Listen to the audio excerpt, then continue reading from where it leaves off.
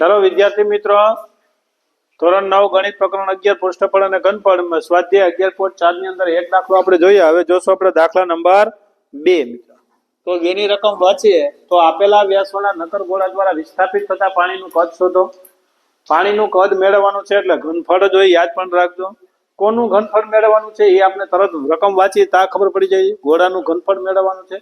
પાણીનો પ્રશ્ન આવ્યો, પાણી આવે, પેટ્રોલ આવે, ડીઝલ આવે, કેરોસીન આવે, XYZ કોઈ પણ વસ્તુ હોય તો એમાં હંમેશા માટે ઘનફળ જ મેળવવાનું હોય છે. તો આપણે સીધું ગોળાનું ઘનફળ, પહેલા તો આ વ્યાસ આપ્યું છે તો ગોળાની ત્રિજ્યા મેળવવી પડે.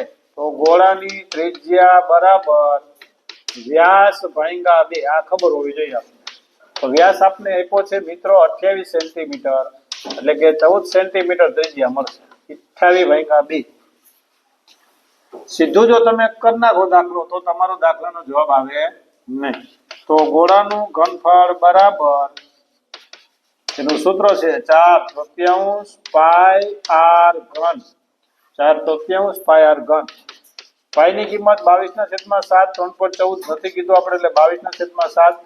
આર મિત્રો 14 × 14 એટલે 3 વખત, 2 વાર નહીં. ક્ષેત્રફળ હોય તો 2 વાર, અહીંયા ઘનફળ છે એટલે 3 વખત. હવે અહીંયા એક છેદ ઉડે તો ઉડાડી દો, 7 × 14. હવે બાકી કાંઈ થતું નથી એટલે કરવાનું કાંઈ નહીં. 22 × 88 ગુણ્યા 2 × 14 તો તમને આવડવા જોઈએ. 14 × 14 એટલે 14 કોનો વર્ગ છે? 113 નો વર્ગ જ કરો તો 169 મળે, અને 14 નો કરો તો 196. જોઈ લે છે, બરાબર જ છે ને. અને એને ભાગ્યા 3, આ છેદમાં 3 તો છે, એક કરવાની જરૂર નથી. હવે હજી તો કે 88 ગુણ્યા આ 196 ગુણ્યા 2, તો 6 2 12 વધી પડી 1, 9 દુ 18 ને 1 19, 19 ના 9 વધી પડી 1, અને 2 1 2 ને 1 3, 392, અને એને ભાગ્યા 3. હવે 392 ભાગ્યા 392 ગુણ્યા 88 કરો. ગુણાકાર ભાગાકાર તેજ હોય ને એને આ પ્રકરણ આવડે. 8 દુ 16, 6 વધી પડી 1, 8 9 72 ને 73 ના 3 વધી પડી 7, 8 તેરી 24, અને 24 ને 6 30 ને 31. 8 દુ 16, 6 વધી પડી 1, 8 9 72 ને 73 ના 3 વધી પડી 7, 8 તેરી 24 ને 8 31.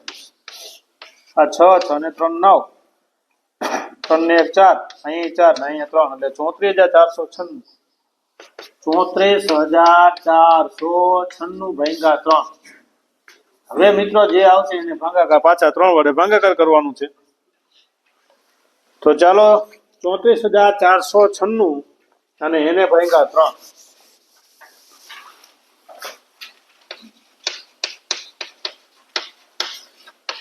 તો 3 1 3, 3 1 3,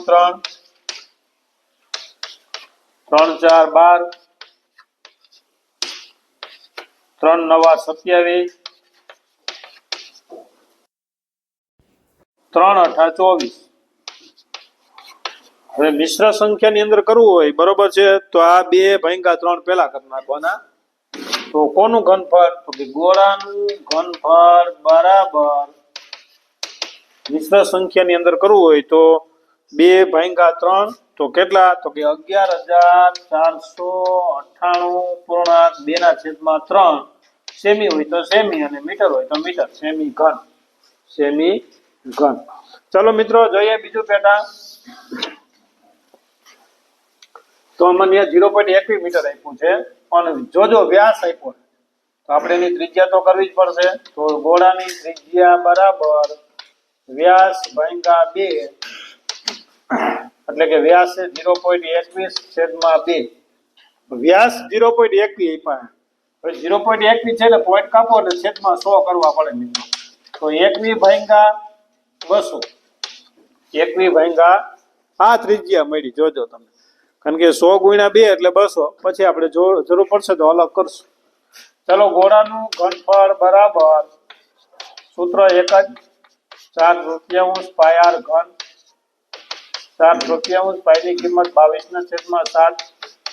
આર એટલે 21/200, 21/200, 21/200, અથવા 2 × 100, આમ પણ તમે લખી શકો 2 ગુણ્યા 100 અને 2 ગુણ્યા 100 તમારે જે અનુકૂળ આવે એ છેદ ઉડાડવામાં તકલીફ પડે નહીં એટલા માટે. અહીં 7 તેરી 21 3 3 કટ આના અડધા 2 2 દુ 4 અહીં સીધા ઉડ્યા અહીં 2 2 કટ બબે ઉડી જાય એટલા માટે. અહીંયા 11 દુ ને 22 વૈધા હું તો કે ઉપર 11 વધશે 11 ગુણ્યા 21 ગુણ્યા 21 અને છેદની અંદર 100 ગુણ્યા 100 ગુણ્યા 100 3 વખત. પછી આપણે પોઈન્ટ કાપી નાખશું. 21 ગુણ્યા 21 એટલે 441 તો 11 ગુણ્યા 441 અને છેદની અંદર 100 ગુણ્યા 100 ગુણ્યા 100. હવે 441 ગુણ્યા 11 કરવા પડશે. 1 4 4 1 4 4 1 4 ને 5 4 ને 4 8 અને 4 એટલે કે 4851 4851 અને છેદની અંદર 1 1 2 3 4 5 ને 6 1 2 3 4 5 ને 6 મીડા. હવે પોઈન્ટ મિત્રો કાપીએ આપણે તો અહીંયા લખવું ગોળાનું ઘનફળ બરાબર ગોળાનું ઘનફળ બરાબર. તો મિત્રો કેટલા પોઈન્ટ કાપવા પડશે તો કે 6 પોઈન્ટ.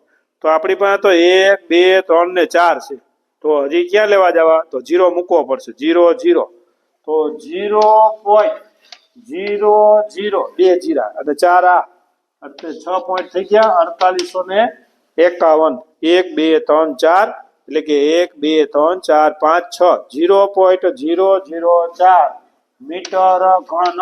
બસ એટલો જ પણ રાખો અથવા તમે એવું લખી શકો કે 0.00 પણ આપણે આ જ છે ગોળાનું ઘનફળ બરાબર 0.004851 મીટર ઘન થશે.